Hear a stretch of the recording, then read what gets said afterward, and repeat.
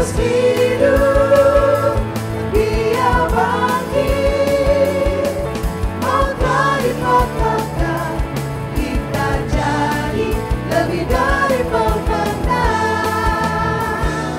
Kita jadi lebih dari pemenang. Kita jadi lebih dari pemenang. Puji Tuhan. Shalom. Amin. Saudara bersuka cita hari ini? Haleluya. Yang bersuka cita boleh kasih tepuk tangannya buat Yesus Tuhan kita. Amin. Puji Tuhan. Kita bersyukur, kita bersuka cita karena hari ini kita ada sebagaimana kita ada. Semua karena kebaikan dan kasih karunia Tuhan. Amin saudara. Mari kita hampiri Tuhan, kita satukan hati, kita berdoa. Kami mengucap syukur Tuhan, oleh karena pemeliharaan-Mu yang ajaib dalam hidup kami. Engkau menolong, menyertai, memelihara kehidupan kami dan Engkau tidak pernah meninggalkan kami. Jikalau hari ini kami ada sebagaimana kami ada, bukan oleh kuat dan gagah kami, tetapi oleh karena anugerah Tuhan yang besar atas kehidupan kami. Dan jikalau hari ini Engkau masih berkenan atas hidup kami yakin bahwa masih ada rencana Tuhan yang masih akan digenapi di dalam kehidupan kami dan melalui kehidupan kami. Oleh sebab itu pada saat pagi hari ini Tuhan, kami mau angkat hati dan kehidupan kami untuk kami menaikkan ucapan syukur kami, pujian kami, sorak-sorai dan pengagungan kami kepada Engkau Yesus Allah yang hidup, yang telah menebus dan menyelamatkan kami. Terima kasih Tuhan. Terima kasih Tuhan.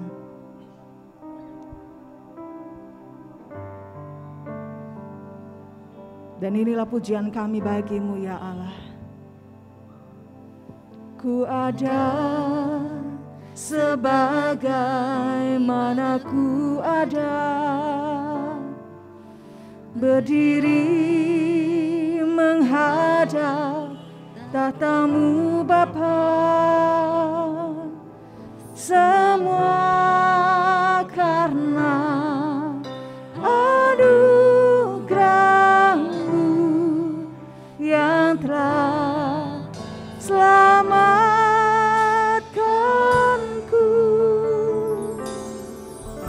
Ku hidup dalam segala kelimpahan, ku layak untuk melayani Tuhan. Semua karena anugerah-Mu tercurah bagiku. Besar anugerah-Mu, berlimpah kasih-Mu. Semakin hari semakin bertambah besar anugerah-Mu.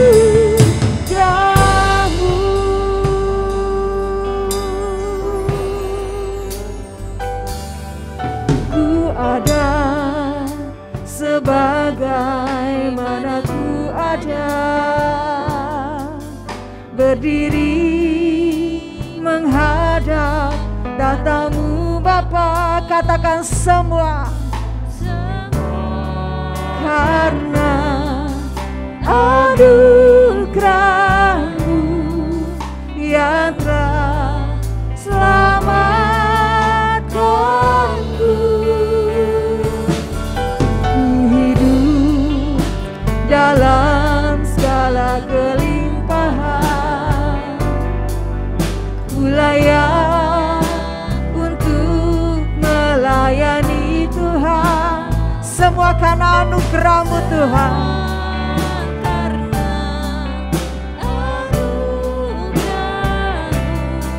Tercurah. Saya mengundang kita bangkit berdiri, katakan besar anugerah-Mu. Berlimpah kasih.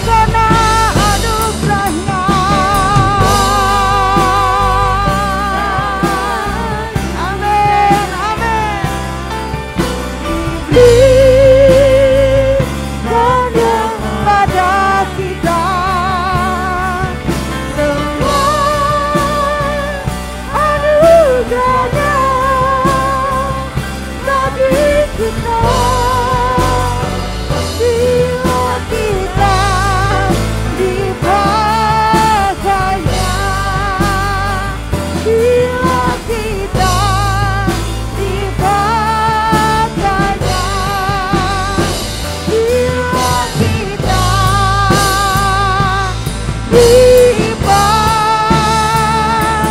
banyak. Glory, haleluya.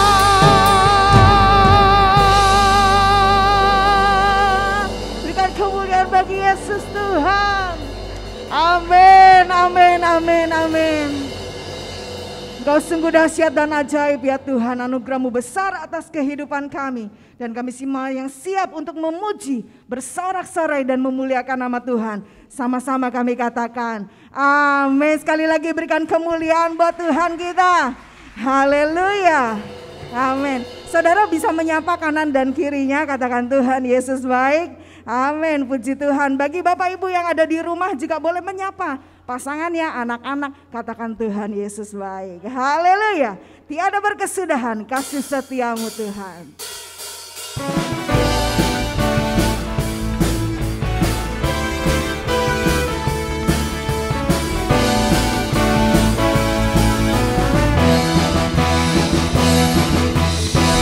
Tiada berkesudahan kasih setiamu Tuhan, selalu baru rahmat-Mu bagiku.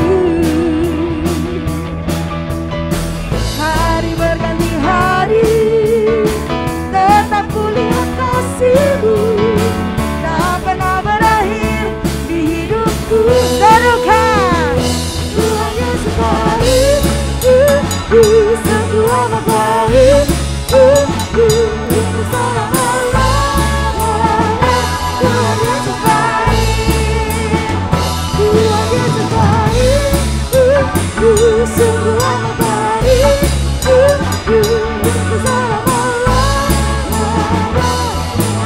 Amin.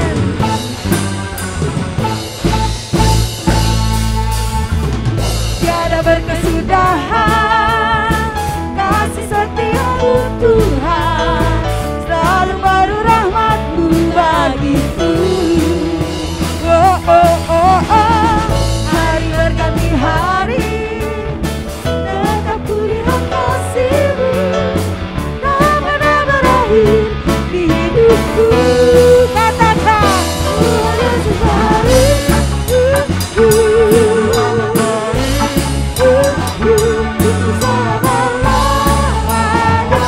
Tuhan Yesus baik, amin. Tuhan Yesus baik, sungguh amat baik, untuk selama-lamanya.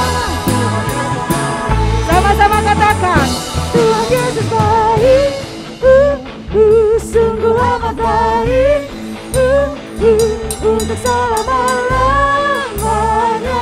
Tuhan Yesus baik, Tuhan Yesus baik, amin.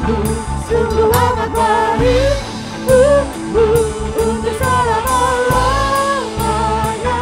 Tuhan Yesus baik, Tuhan Yesus baik, sungguh amat baik, untuk selama-lamanya. Dari selamanya, dari selama-lamanya, sampai selama-lamanya, untuk selama-lamanya. Tuhan Yesus baik. Haleluya. Amin.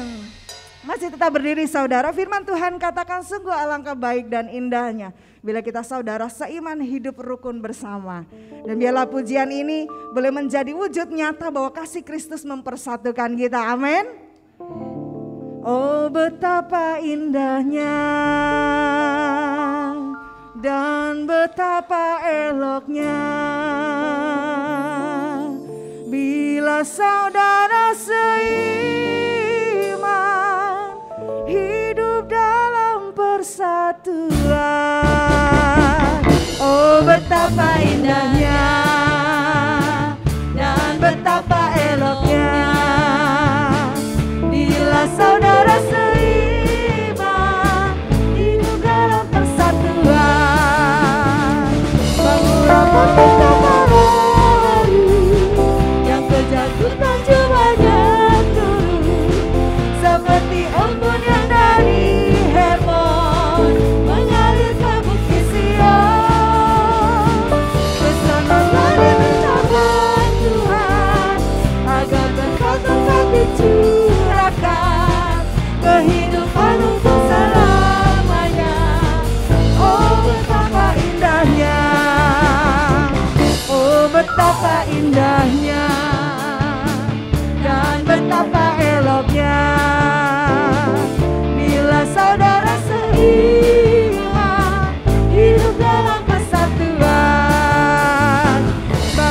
pasti kau melalui. Yang kau janjikan cumanya turun, seperti embun yang dari Hermon mengalir ke bukit Sion. Ke sana kami bertambah Tuhan, agar berkat-berkat dicurahkan, kehidupan untuk selamanya. Oh betapa indahnya, oh betapa indahnya, oh betapa indahnya. Haleluya. Amin. Silahkan duduk saudara yang dikasihi Tuhan. Di dalam kesatuan, di dalam hidup rukun bersama, ada kehadiran dan berkat Allah menyertai kita. Oleh sebab itu saat ini, bila kita mau terus dibentuk oleh kebenaran firman Tuhan, firman yang berbicara tentang kesatuan sebagai satu tubuh Kristus, seperti Bapa dan Anak adalah satu. Biarlah kita semua, anak-anak Allah juga menjadi satu, untuk menggenapi setiap rencana yang Tuhan sudah siapkan dalam hidup kita. Biarlah hidup bagi Kristus. Terima kasih Tuhan. Terima kasih Yesus.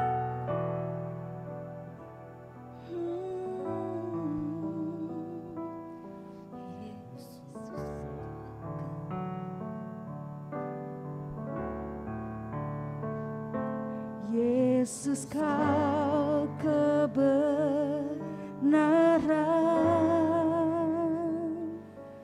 yang menyelamatkanku. Kau memberikanku hidup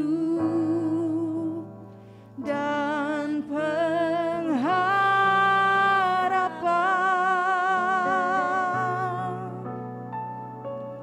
Ku ikut kehendak-Mu, ku perlu anugerah-Mu. Ku nyatakan janjiku kepadamu. Oh, kalau ku hidup bagimu, hatiku tetap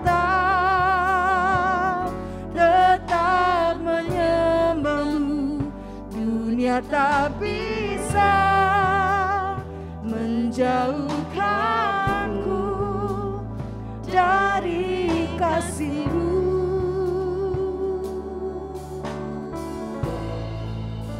Selama ku hidup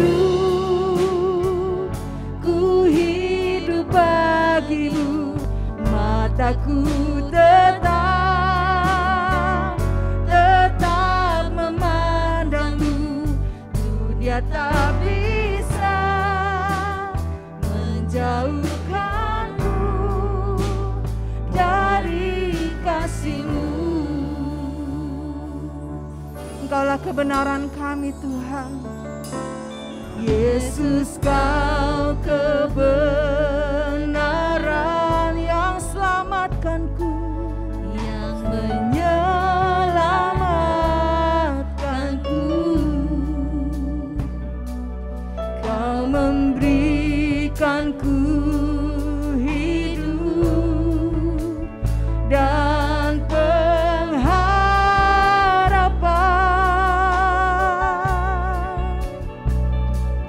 Ku ikut kehendak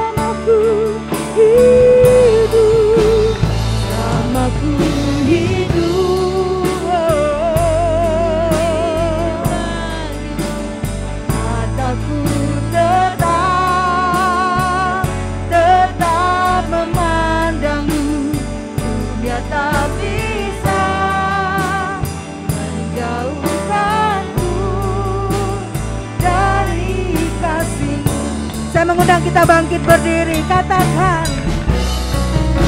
Kalau ku hidup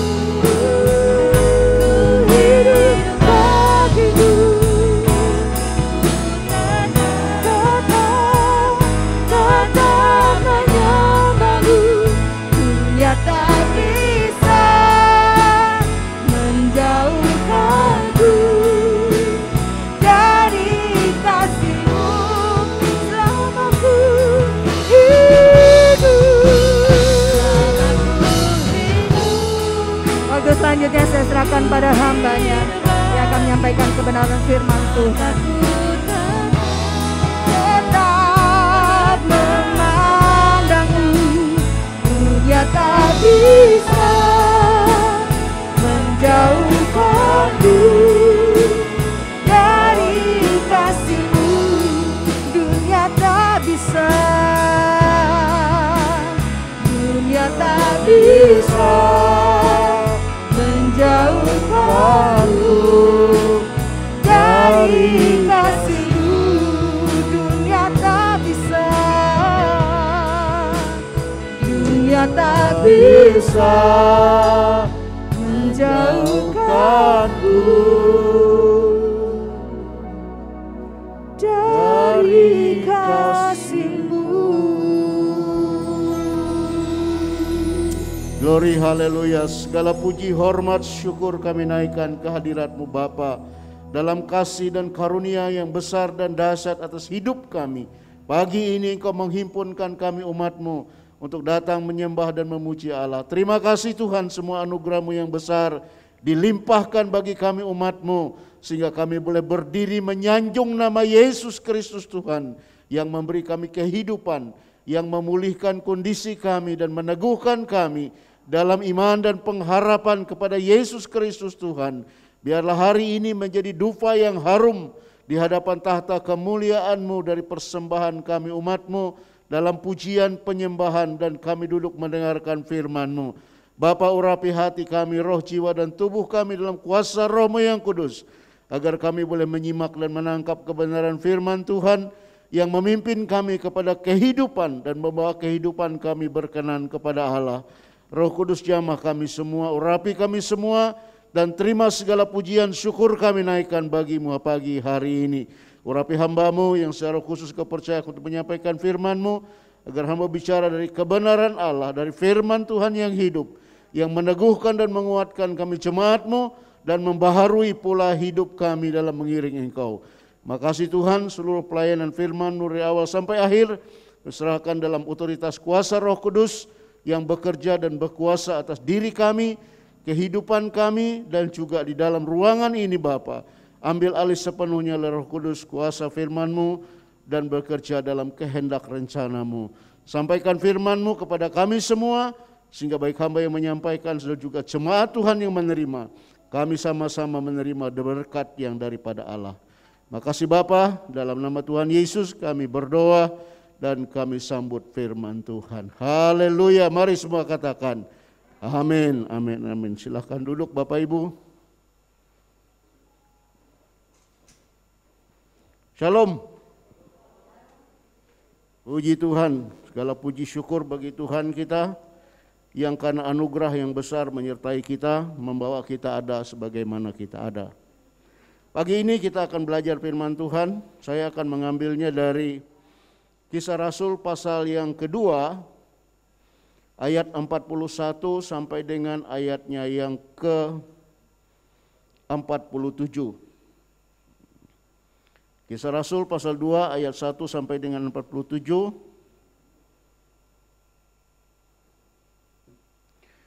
Demikian firman Tuhan bagi kita sekalian pada pagi hari ini. Cara hidup jemaat yang pertama. Orang-orang yang menerima perkataannya itu memberi dirinya dibaptis, dan pada hari itu jumlah mereka bertambah kira-kira 3.000 jiwa. Mereka bertekun dalam pengajaran rasul-rasul dan dalam persekutuan, dan mereka selalu berkumpul untuk memecahkan roti dan berdoa. Maka ketakutanlah mereka semua, sedang rasul-rasul itu mengadakan banyak mujizat dan tanda dan semua orang yang telah menjadi percaya tetap bersatu, dan segala kepunyaan mereka adalah kepunyaan bersama. Dan selalu ada di antara mereka yang menjual harta miliknya, lalu membagi-bagikannya kepada semua orang sesuai dengan keperluan masing-masing. Dengan bertekun dan dengan sehati, mereka berkumpul tiap-tiap hari dalam bait Allah. Mereka memecahkan roti dan di rumah masing-masing dan secara bergilir, dan makan bersama-sama dengan gembira dan dengan tulus hati, sambil memuji Allah, dan mereka disukai orang, dan tiap-tiap hari Tuhan menambah jumlah mereka dengan orang yang diselamatkan. Puji Tuhan. Bapak Ibu yang Tuhan Yesus kasihi, tema kita hari ini adalah hidup dalam kesatuan. Apa yang Tuhan mau ingatkan kepada kita ketika Tuhan mendorong kita untuk memahami hidup dalam kesatuan? Saudara-saudara yang kekasih dalam Yesus, cara hidup jemaat yang pertama yang mau saya angkat sebagai contoh bagi kita sekalian tentang bagaimana kita hidup dalam kesatuan. Kenapa hidup dalam kesatuan itu penting? Apa gunanya hidup dalam kesatuan itu bagi saya dan saudara yang hidup di zaman modern ini? Hidup di zaman yang seringkali dan bahkan selalu dipengaruhi oleh pola hidup yang individualistis. Hidup berdasarkan kepentingan masing-masing orang. Sehingga kita bertemu dengan banyak orang dalam keluarga tidak saja tidak akur, tapi mereka juga ada yang bermusuhan satu dengan yang lain. Saudara-saudara yang kekasih dalam Tuhan, apa pentingnya, apa gunanya kita hidup dalam kesatuan? Saudara yang kekasih dalam Tuhan, yang pertama yang mau saya katakan kepada kita, dari ayat yang 42 disatakan begini, dan mereka bertekun dalam pengajaran rasul-rasul dan dalam persekutuan, dan dengan selalu berkumpul untuk memecah roti dan berdoa. Saudara-saudara, yang pertama, pentingnya kesatuan di dalam hidup kita orang percaya, karena kesatuan itu mempersekutukan kita dengan Tuhan dan sesama. Kata koinonia dalam bahasa Yunani yang dipakai menjadi istilah persekutuan, itu artinya menjadi sekutu. Ya, saudara-saudara yang kekasih dalam Tuhan, orang yang bersekutu adalah mereka menjadi sekutu. Nah, ini penting buat saya dan saudara. Perpecahan muncul karena tidak ada kesatuan. Kesatuan tidak bisa terwujud karena tidak ada persekutuan. Persekutuan itu menyekutukan, menjadikan setiap orang itu sekutu. Dan di sini Tuhan mau ingatkan kepada kita bahwa kesatuan itu menyekutukan kita dengan Tuhan dan sesama, sehingga kita ini menjadi sekutu. Ya, artinya boleh dikatakan sebagai sahabat, orang-orang yang berteman satu dengan yang lain. Tidak ada perbedaan, tidak ada pemisahan. Saudara yang kekasih dalam Tuhan, jemaat pertama mula-mula itu masih bersekutu. Mereka berkumpul memecah roti dan berdoa. Pola hidup orang yang bersekutu adalah mereka selalu berkumpul, memecah roti dan bersekutu. Saudara, memecah roti mula-mula ini adalah sebuah acara yang disebut dengan perjamuan kasih. Sebelum isi dari itu diwujudkan sebagai persekutuan dengan Tuhan dalam perjamuan kudus. Dua-dua hal ini berjalan seiring pada waktu itu. Kenapa? Karena 3.000 orang yang percaya kepada Tuhan dikurangi 120 orang yang merupakan murid pertama Tuhan Yesus, yang pada hari Pentakosta berkumpul di loteng Yerusalem dan menerima curahan Roh Kudus yang pertama, yang diejek oleh orang-orang sebagai orang yang sedang mabuk anggur. Saudara-saudara yang kasih dalam Tuhan, Orang-orang ini bukanlah orang-orang Israel murni, bukan orang-orang Yahudi. Mereka adalah proselit Yahudi atau pemeluk agama Yahudi, atau orang-orang yang sengaja datang ke Yerusalem untuk ibadah Pentakosta yang dilakukan setiap tahun di Bait Allah. Nah, orang-orang ini saudara di dalam ayat yang pasal 2 ayat yang ke-9 dan seterusnya berkata begini. Kita orang Partia, Media, Elam, penduduk Mesopotamia, Yudea, Kapadokia, Pontus, Asia, Frigia dan Pamfilia, Mesir dan daerah-daerah Libya yang berdekatan dengan Kirene, pendatang-pendatang dari Roma, baik orang Yahudi maupun penganut agama Yahudi dan orang Kreta dan orang Arab. Kita mendengar mereka berkata-kata dalam bahasa kita sendiri tentang perbuatan-perbuatan Allah yang besar. Saudara yang kekasih dalam Tuhan, ada 16 daerah asal dari orang-orang Yahudi yang berkumpul di situ. Mereka itu adalah penganut agama Yahudi, ya, orang Yahudi maupun para penganut agama Yahudi. Jadi mereka sudah menjadi kewajiban orang Yahudi dan orang yang menganut agama Yahudi 3 kali dalam setahun mereka mesti datang ke Yerusalem untuk beribadah.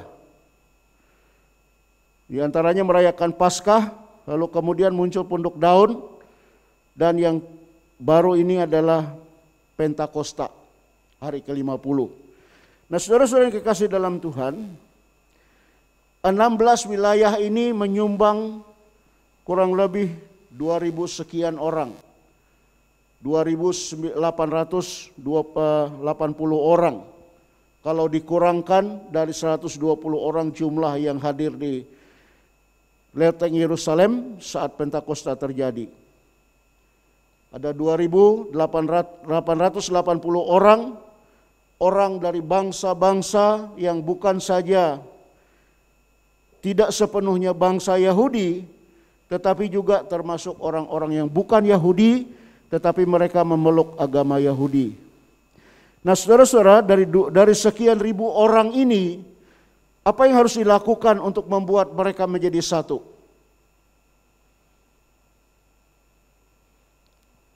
Mengumpulkan orang begitu banyak dan menjadikan mereka satu kesatuan bukan hal yang mudah.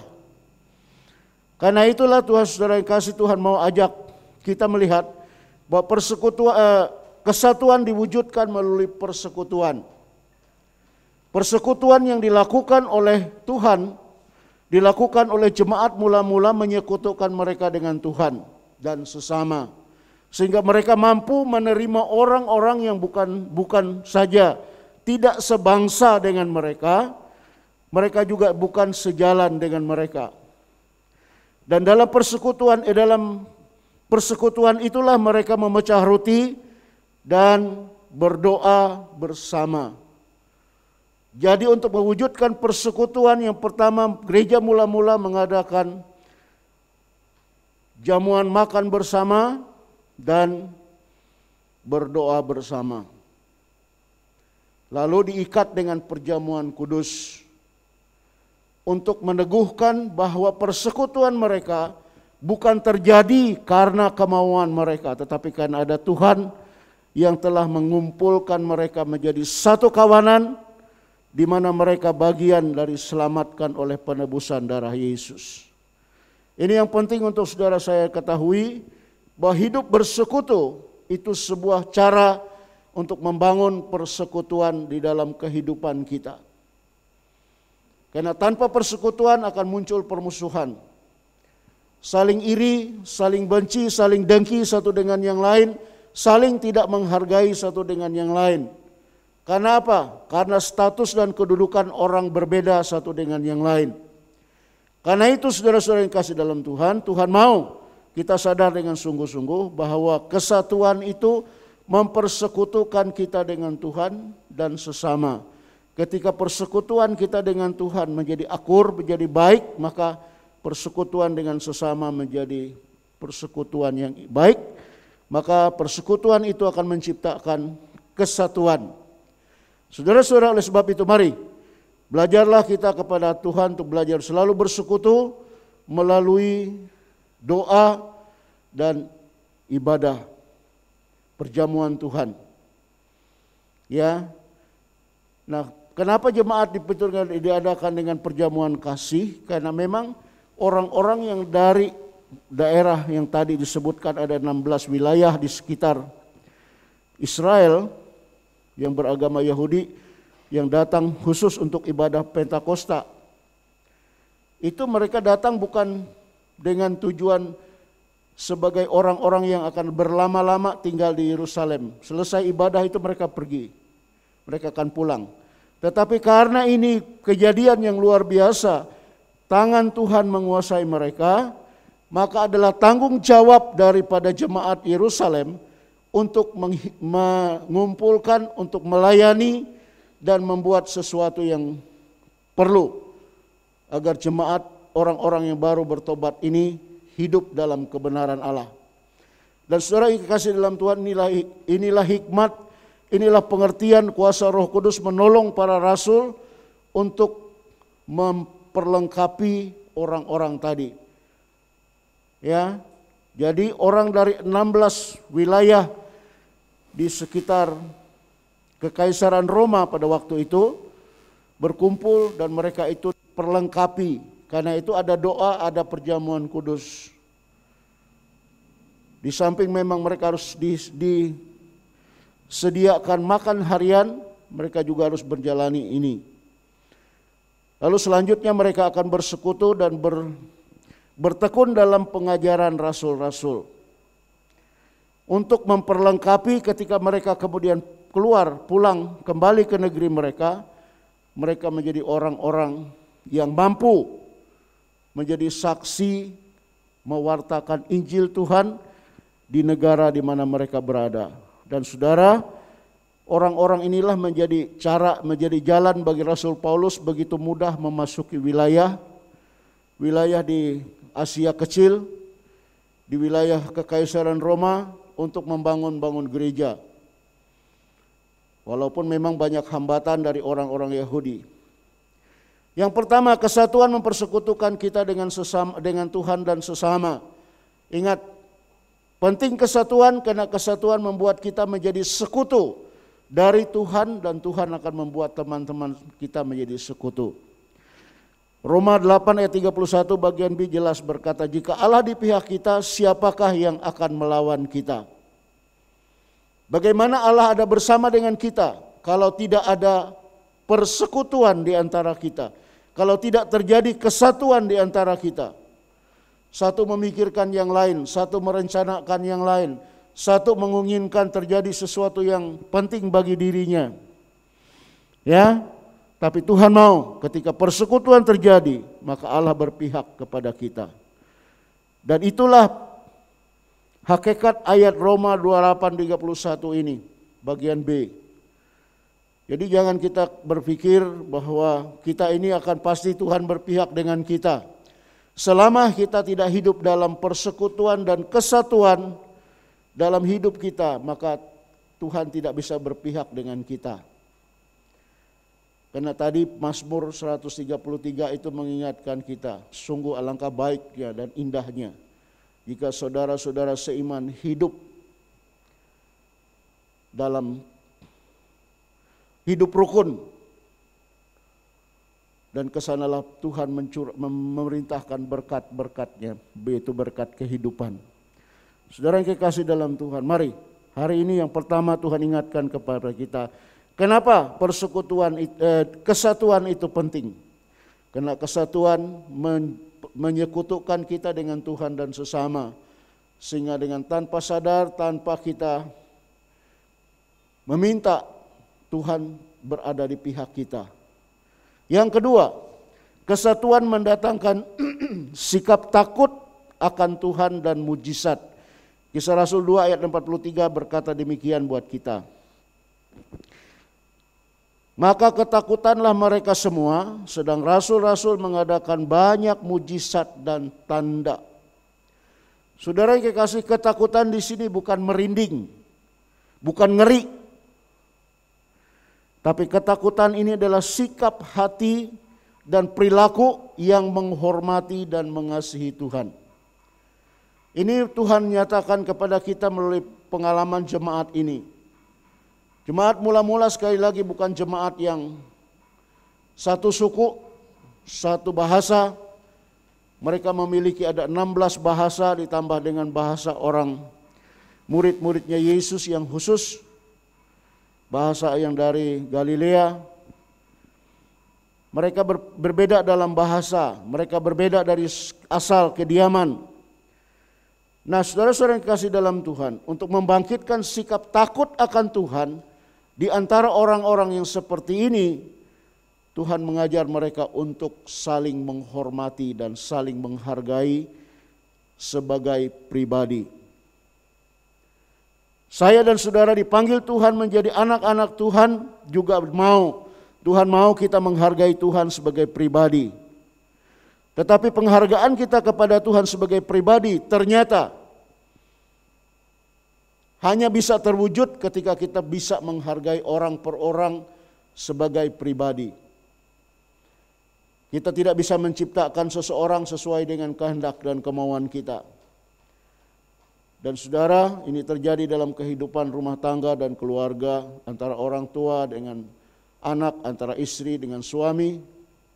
Tidak akan bisa terjadi kesatuan, persekutuan selama semuanya tidak saling menghargai mereka sebagai pribadi. Tuhan mau saya dan saudara untuk memelihara rasa takut akan Tuhan dengan menciptakan cara hidup yang menghargai satu dengan yang lain. Pada saatnya akan nyata bahwa kita akan ngeri, kita akan takut dalam arti ngeri dan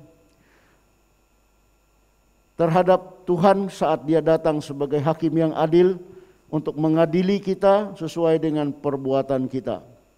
Tetapi sebelum itu, takut akan Tuhan harus menjadi sikap kita yang taat, menghormati, menghargai dan mengasihi Tuhan sebagai pribadi.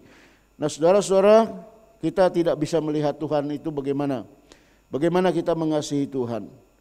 Implikasi mengasihi Tuhan terwujud ketika kita mampu belajar mengasihi sesama, melayani sesama, menghargai sesama, memperlakukan sesama seperti Tuhan ingin lakukan. Saudara, Amsal pasal 8 ayat 13 berkata, menyimpulkan kepada kita bahwa takut akan Tuhan itu diwujudkan dengan benci kepada kejahatan, benci kepada kesombongan, benci kepada kecongkakan, benci pada tingkah laku yang jahat, dan kelima, benci kepada mulut penuh tipu muslihat. Saudara, 5 hal ini terjadi antara hubungan kita dengan Tuhan atau hubungan kita dengan manusia. Saudara boleh meneliti. Kejahatan terjadi antara kita dengan Tuhan, ya bisa. Kita bisa menjahati Tuhan dengan tidak melakukan kehendaknya, dengan tidak menjalani apa yang Dia mau. Kesombongan juga bisa muncul. Congkak, tingkah laku yang jahat, yang tahu kita bertingkah laku jahat terhadap sesama orang-orang di sekeliling kita. Mulut yang penuh tipu muslihat. Saudara-saudara yang kekasih dalam Tuhan, inilah perilaku dan sikap hidup yang takut akan Tuhan yang bisa menghadirkan mujizat Tuhan. Ketika kita hidup melajari perilaku hidup seperti ini, maka firman Tuhan berkata kepada kita seperti zaman para rasul itu, rasul-rasul membuat mujizat dan tanda-tanda. Artinya keajaiban Tuhan akan hadir di dalam hidup setiap orang yang mempraktekkan pola hidup takut akan Tuhan, dan itu terjadi dalam persekutuan, dalam kesatuan. Kesatuan akan berantakan dan rusak ketika terjadi kejahatan, ketika terjadi saling benci satu dengan yang lain. Ketika satu mulai sombong dengan dirinya, lalu ketika satu bertingkah laku jahat, maka orang lain akan menjadi tidak senang dan tidak suka. Nah, oleh sebab itu mari, yang kedua hari ini Tuhan mau saya dan saudara hidup dalam kesatuan, karena kesatuan itu melahirkan takut akan Tuhan dan mujizat Allah. Yang ketiga, kesatuan menghadirkan Tuhan bersama dengan kita. Kesatuan menghadirkan Tuhan bersama-sama dengan kita.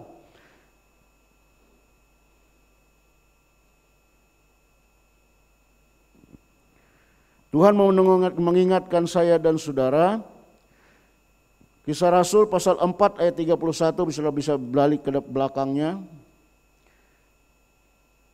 Berkata begini kepada saya dan saudara. Dan ketika mereka sedang berdoa, goyanglah tempat mereka berkumpul, dan mereka semua penuh dengan Roh Kudus, lalu mereka memberitakan firman Allah dengan berani. Saudara, kesatuan menghadirkan kuasa Tuhan bersama dengan kita. Pasal 4 ayat 30 ayat di dalam pasal ini menceritakan tentang pergumulan jemaat ketika Yohanes dan Petrus dilepaskan dengan ancaman supaya mereka tidak boleh memberitakan nama Yesus. Dan saat itulah jemaat berkumpul untuk berdoa, menyerahkan seluruh masalah yang mereka hadapi.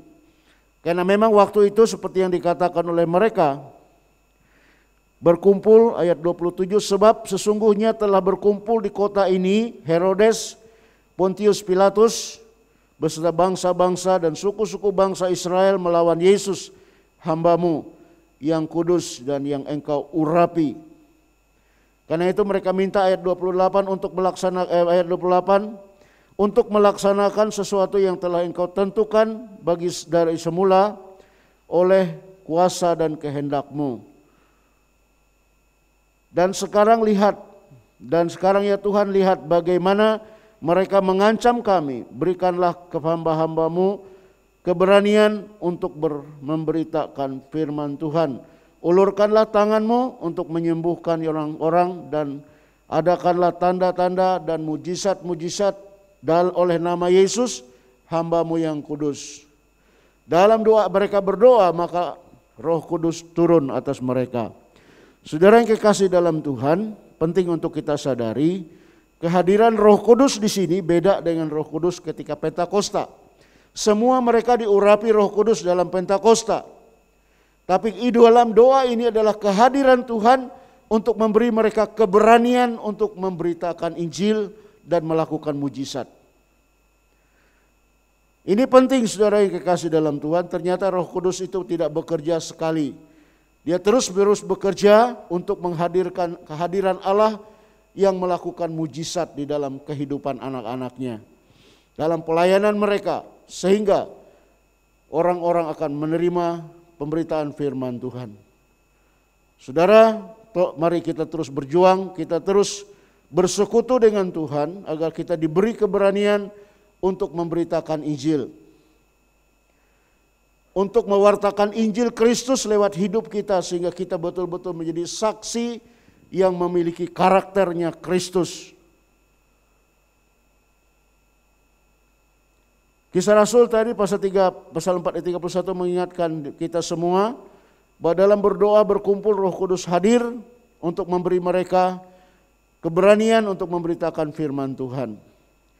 Yesus sebelumnya dalam Matius 18 ayat 20 berkata, sebab di mana ada 2-3 orang berkumpul dalam namaku, di situ aku ada di tengah-tengah mereka.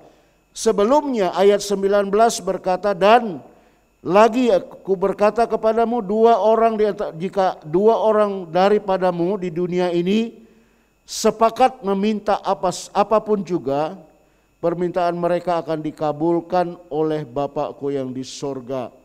Karena itu selanjutnya melanjutkan di ayat 20, sebab di mana 2 atau 3 orang berkumpul dalam namaku, di situ aku ada di tengah-tengah mereka. Ini dahsyat kan? Dua orang berkumpul dalam nama Yesus, sepakat untuk minta sesuatu kepada Tuhan, maka maka doa mereka, permintaan mereka akan dikabulkan. Kenapa? Karena Yesus hadir di antara mereka. Penting untuk selalu kita sadari dengan sungguh-sungguh agar kita belajar hidup dalam kesatuan. Ya, kita suami dan istri, anak-anak, mari kita belajar bangun hidup dalam kesatuan. Karena dalam kesatuan Allah hadir, mendengar kita, mengerti kita, dan mewujudkan apa yang menjadi kerinduan kita. Dan yang terakhir Tuhan, yang keempat, ada 5 poin yang mau saya sampaikan. Yang keempat, kesatuan membangkitkan kerelaan berkorban bagi sesama. Kisah Rasul 2 ayat 46 berkata, pada kita semua, dan dengan bertekun dengan sehati mereka berkumpul tiap-tiap hari di bait Allah. Mereka memecah roti di rumah masing-masing mereka secara bergilir dan makan bersama dengan gembira, dengan tulus hati sambil memuji Allah. Saudara-saudara yang kekasih dalam Tuhan, yang ketiga, kesatuan menghadirkan Tuhan. Yang keempat, kesatuan membangkitkan kerelaan berkorban bagi sesama. Kali lagi saudara yang kasih dalam Tuhan, kelompok orang percaya Yerusalem ini adalah terdiri dari jemaat, murid-murid Yesus 120 orang, plus orang-orang dari berbagai bangsa, dari berbagai wilayah di dalam kerajaan Roma yang datang beribadah ke Yerusalem pada hari Pentakosta. Yang oleh firman Tuhan dikatakan kepada kita jumlah mereka menjadi kurang lebih 3.000 orang. Saudara-saudara yang kasih dalam Tuhan, untuk memelihara pertumbuhan iman dari 3.000 orang ini bukan pekerjaan yang mudah. Ternyata para rasul menyadari itu dengan baik. Karena itulah mereka menghimpun dan mengumpulkan orang-orang itu dalam rumah-rumah jemaat yang ada di sekitar Yerusalem. Karena mereka tidak mungkin diutus pulang segera, karena memang para rasul sedang memperlengkapi mereka untuk menjadi saksi Kristus yang sungguh membawa dampak bagi wilayah di mana mereka berasal.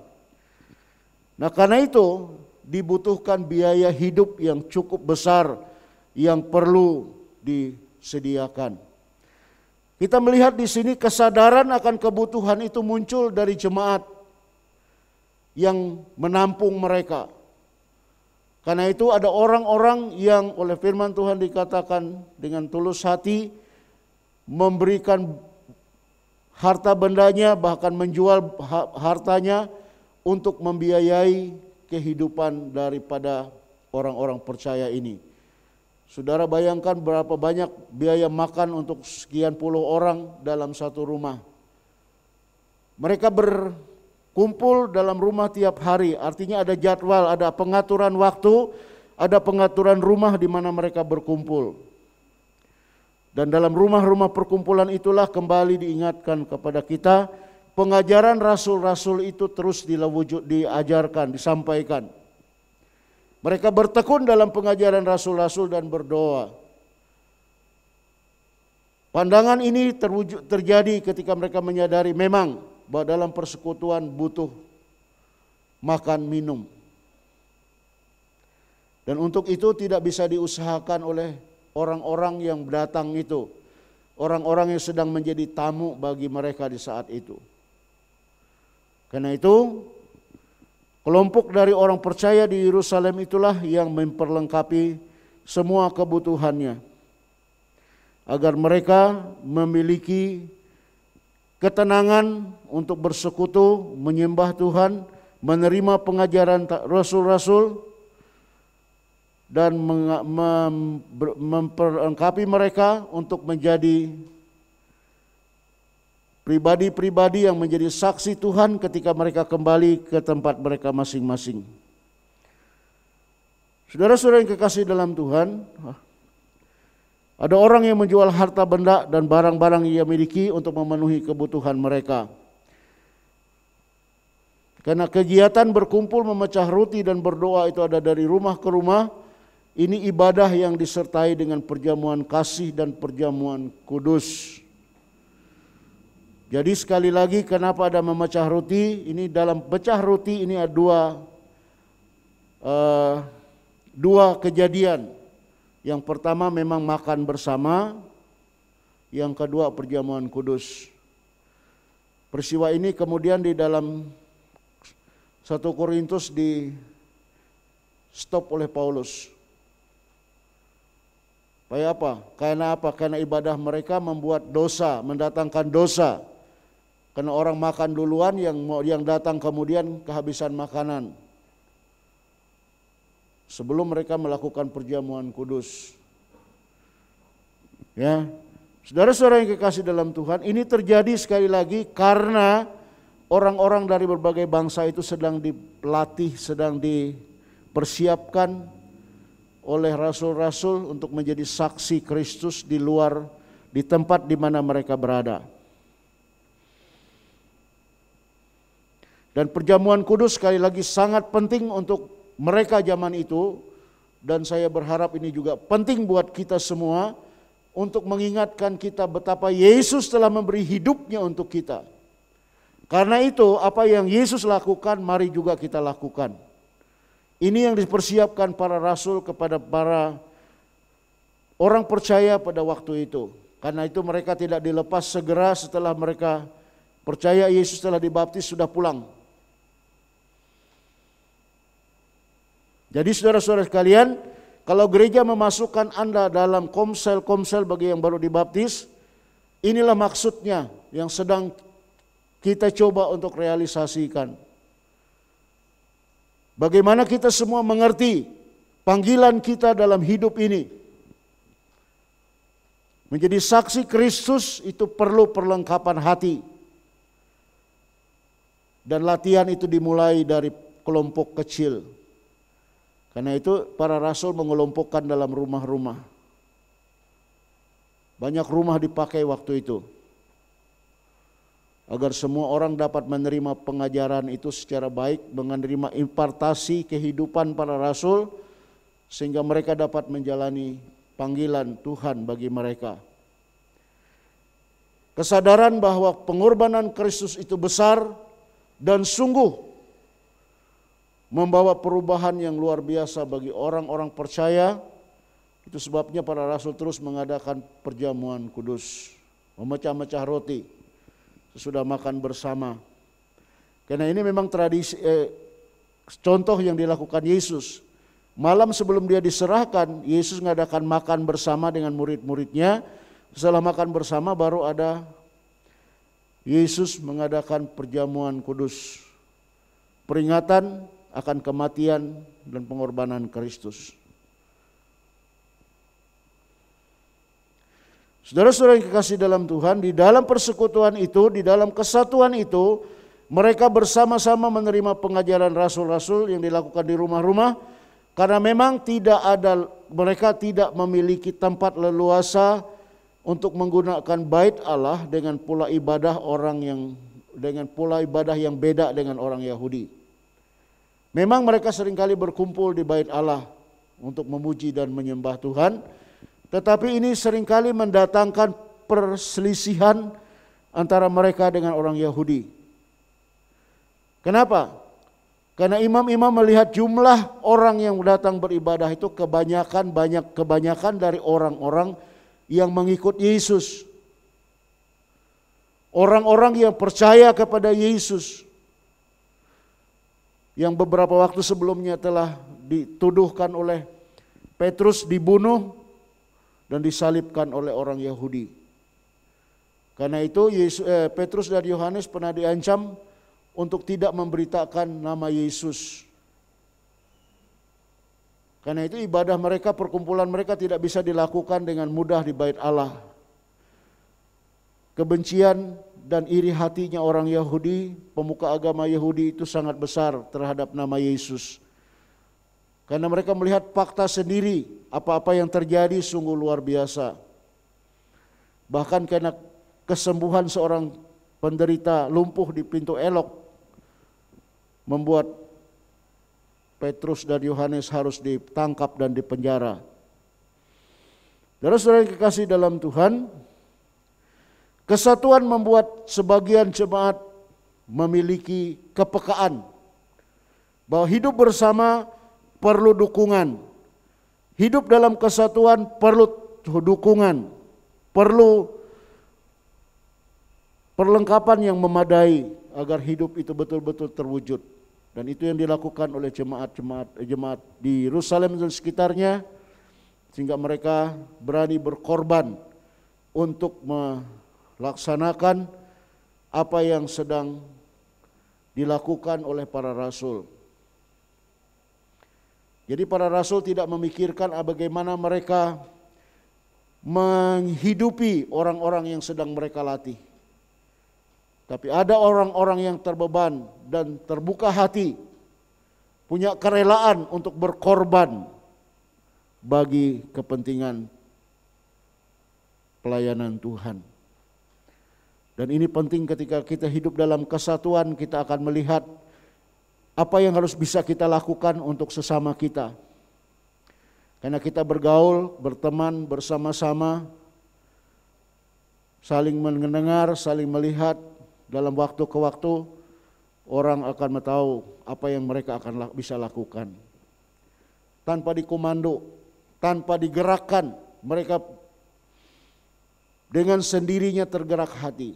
Dan inilah kesatuan, memungkinkan saya dan saudara bisa menjadi orang-orang yang punya kerelaan, kesediaan untuk menolong orang lain, karena kita melihat dan kita tahu dengan pasti keadaan mereka, bukan karena kata orang.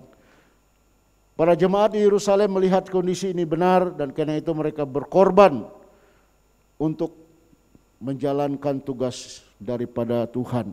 Mereka tahu apa yang mereka lakukan juga sebuah pelayanan untuk Tuhan. Ya. Yang terakhir, yang kelima, kesatuan menyelamatkan jiwa-jiwa yang terhilang. Pasal 2 ayat 47, sambil memuji Allah, dan mereka disukai orang, dan tiap-tiap hari Tuhan menambah jumlah mereka dengan orang-orang yang diselamatkan. Saudara yang kekasih dalam Tuhan, kesatuan mempersekutukan kita dengan Tuhan dan sesama, yang mendatangkan sikap takut akan Tuhan, sehingga menghadirkan Tuhan di tengah kita, yang membuat kita rela berkorban bagi sesama dan pelayanannya. Alkitab berkata kepada kita bahwa hidup jemaat dalam kesatuan seperti itulah yang membuat mereka istimewa dan berharga bagi masyarakat, sehingga mereka disukai banyak orang.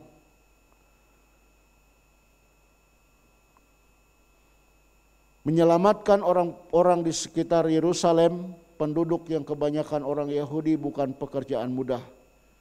Mereka sudah percaya Tuhan, mereka percaya Alkitab, mereka tahu kebenaran, dan untuk membawa mereka kepada Yesus bukan masalah gampang. Tetapi ini keajaiban yang Tuhan wujudkan dalam kesatuan.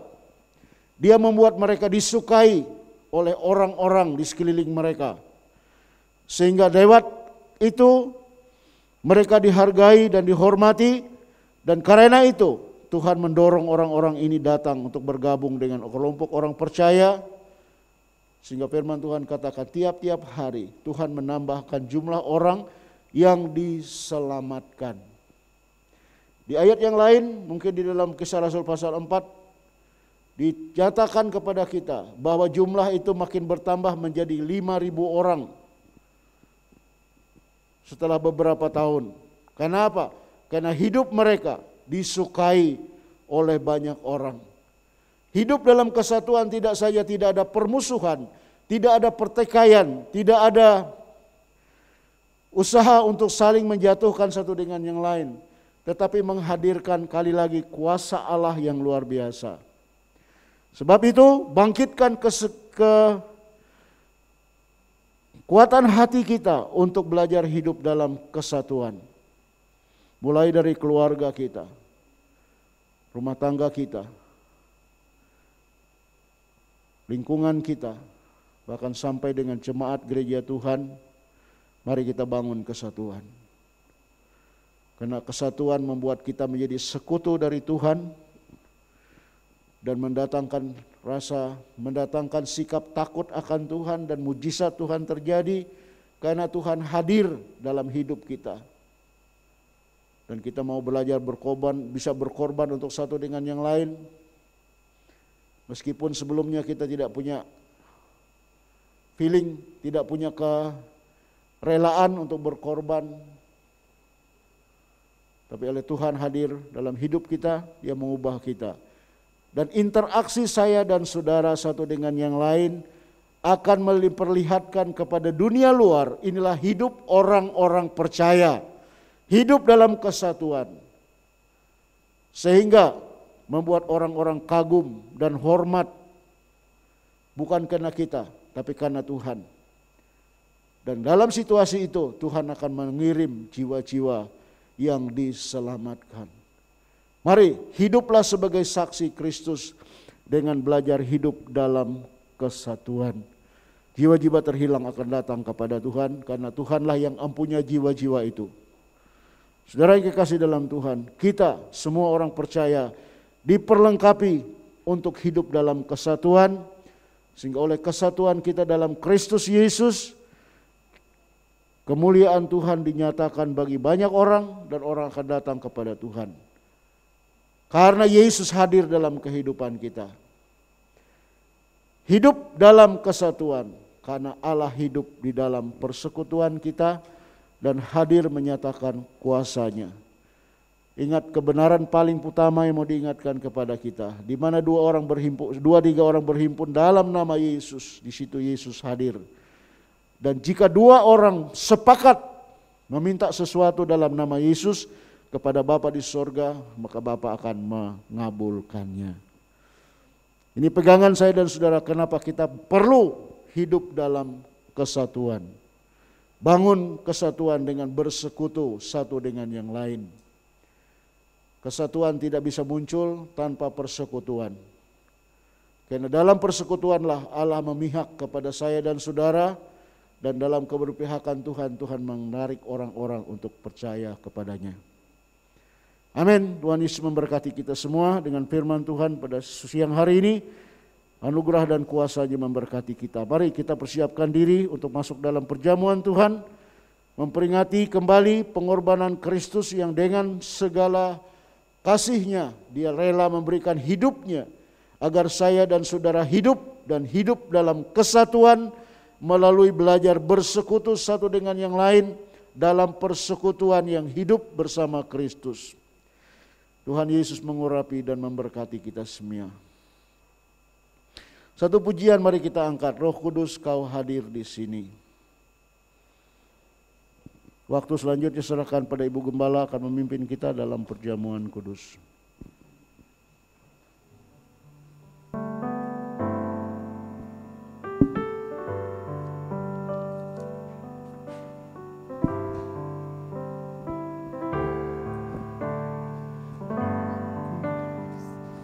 Hadir di sini, Roh Kudus mengasihimu. Kau lembut, Kaulah penghiburku, penolongku.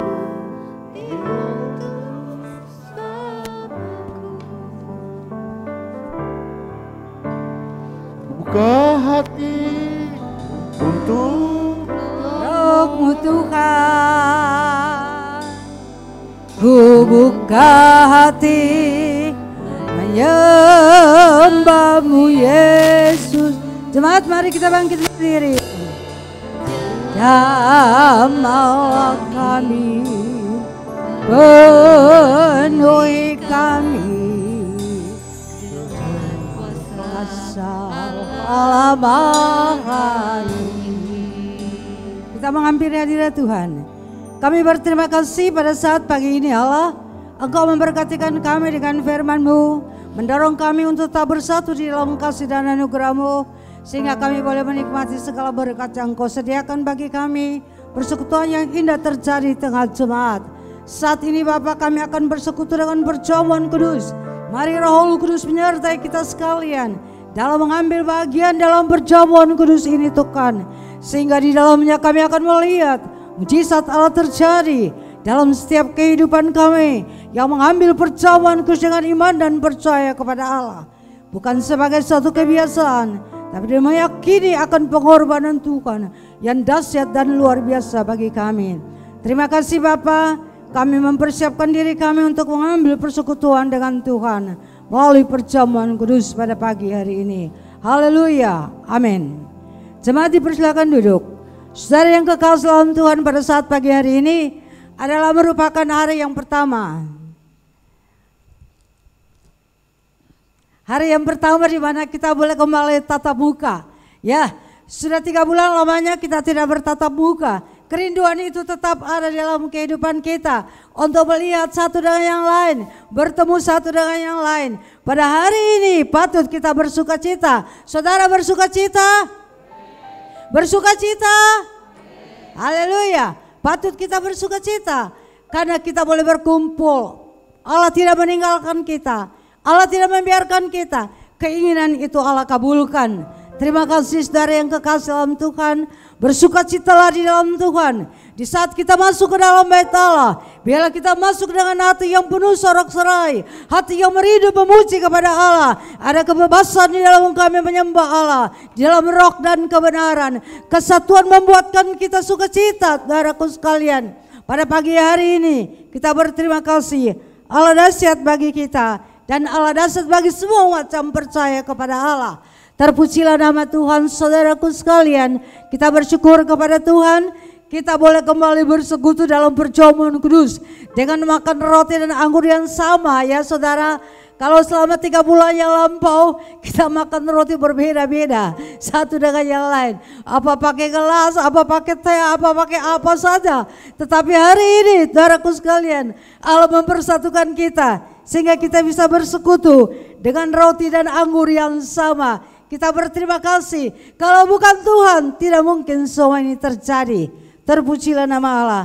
Saudaraku sekalian, sebelum kita akan masuk ke dalam perjamuan kudus, saya merindu sekali kita menaikkan itu pujian. Ada kuasa di dalam darahnya. Dengan sukacita meyakinkan di dalam perjamuan kudus ada kuasa bagi saya dan saudara dapat melepaskan kita dari berbagai macam hal yang kita hadapi selama ini. Ada kuasa dalam darahnya.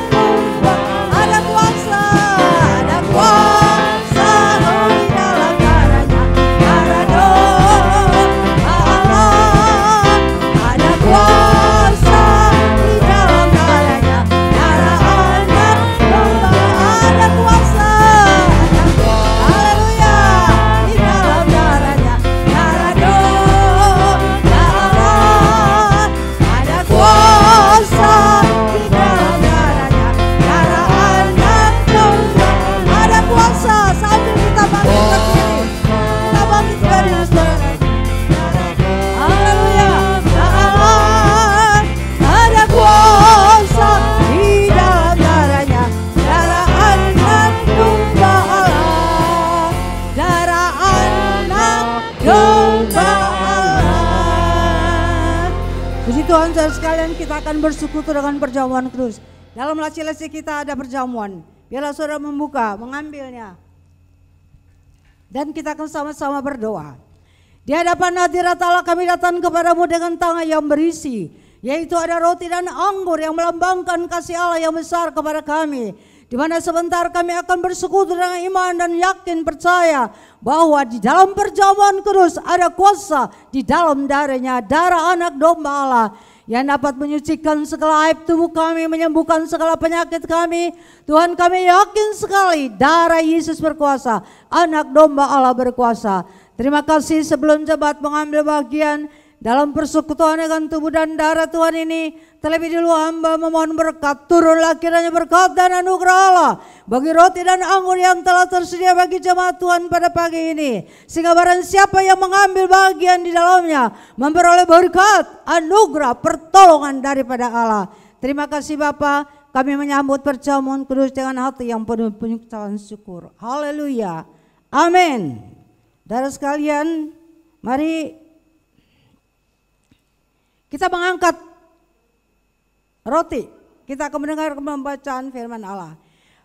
Firman Tuhan berkata, sebab apa yang telah kuteruskan kepadamu telah aku terima dari Tuhan, yaitu bahwa Tuhan Yesus pada malam waktu ia diserahkan mengambil roti, dan sesudah itu ia mengucap syukur atasnya, ia memecah-mecahkannya dan berkata, inilah tubuhku yang diserahkan bagi kamu. Perbuatlah ini menjadi peringatan akan aku.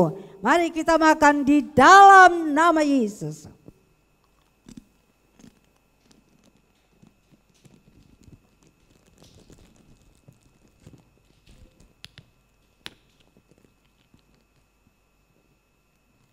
Kita mengangkat cawan dengan tangan kanan kita.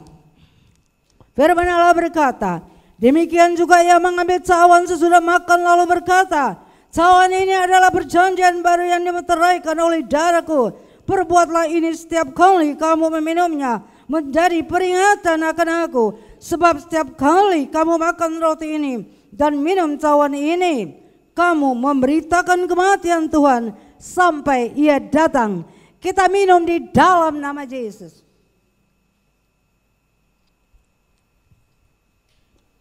Haleluya, terima kasih Tuhan.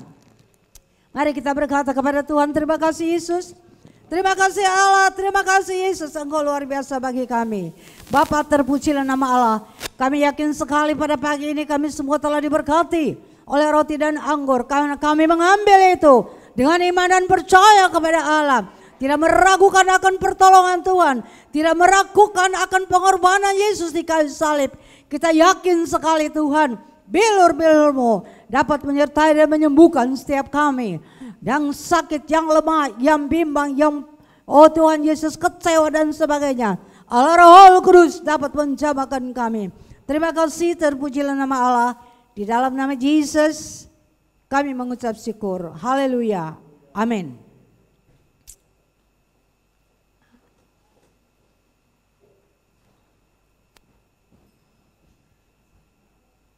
Diberkati setiap kita yang mendengar firman Tuhan, merenungkan dan melakukan dalam kehidupan kita. Terima kasih kepada Bapak Herdino yang telah melayani firman Tuhan, dan juga kepada Ibu Gembala yang telah melayani perjamuan kudus pada saat pagi hari ini. Kita akan memberikan korban syukur kita kepada Tuhan. Mari kita persiapkan persembahan kita, dan kita siap untuk memberi yang terbaik bagi Tuhan. Sekali lagi kita masuk di dalam doa. Kami bawa korban syukur kami Tuhan, karena Engkau yang telah terlebih dahulu mengasihi kami.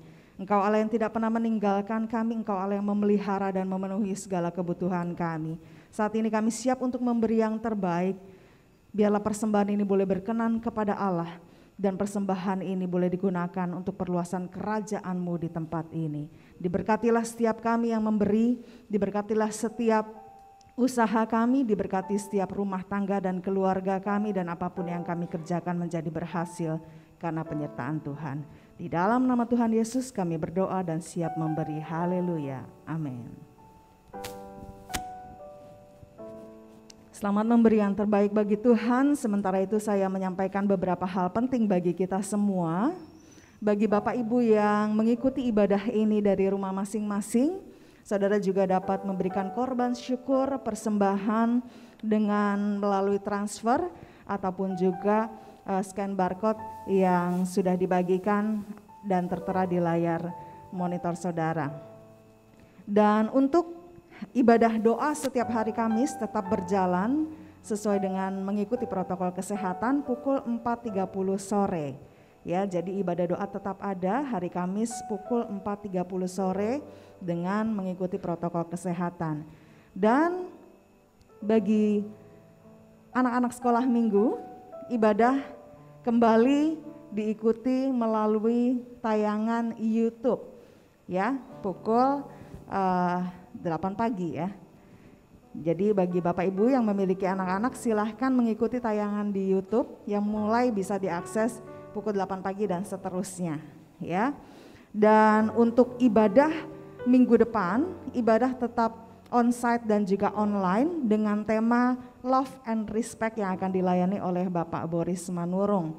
Bagi Bapak Ibu yang mengikuti ibadah onsite, wajib untuk melakukan registrasi melalui link form yang dibagikan oleh sekretariat gereja setiap hari Kamis.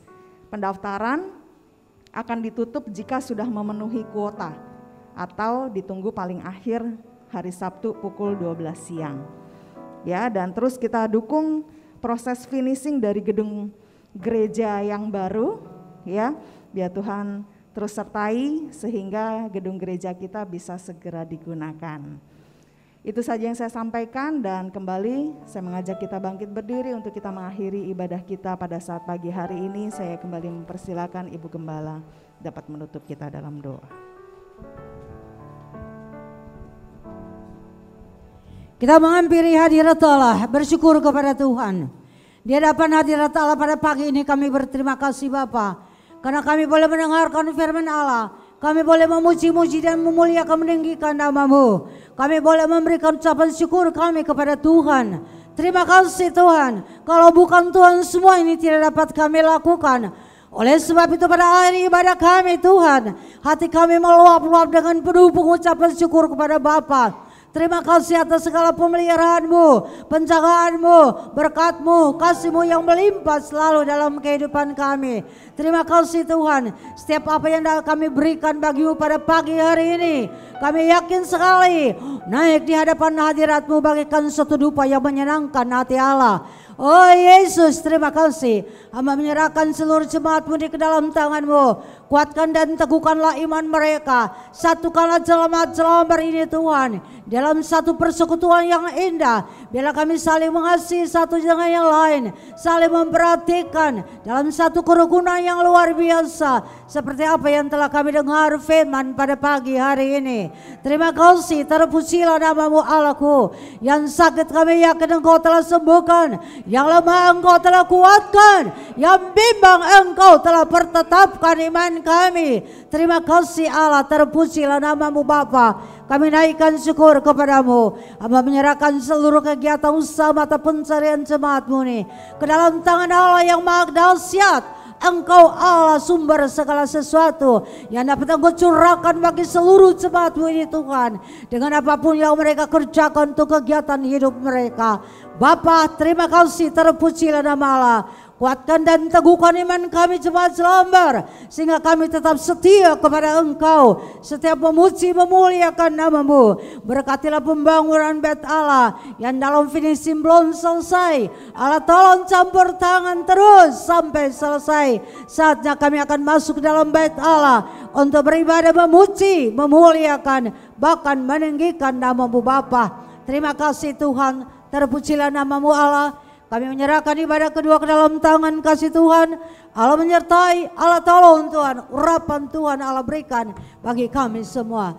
Inilah seluruh doa yang dapat hamba panjatkan ke hadapan hadirat-Mu. Akhirnya hamba berdoa kepada Bapa, biarlah tiada awan dan tiada api itu ada di atas jemaat Jelambar. Pada siang hari maupun malam hari, mereka tidak berjalan sendiri, berjalan bersama dengan Yesus. Penyertaan-Mu ada pada mereka. Terima kasih Tuhan, terima kasih Allah, terpujilah nama-Mu. Di dalam nama Yesus kami berdoa. Haleluya, terpujilah nama Allah.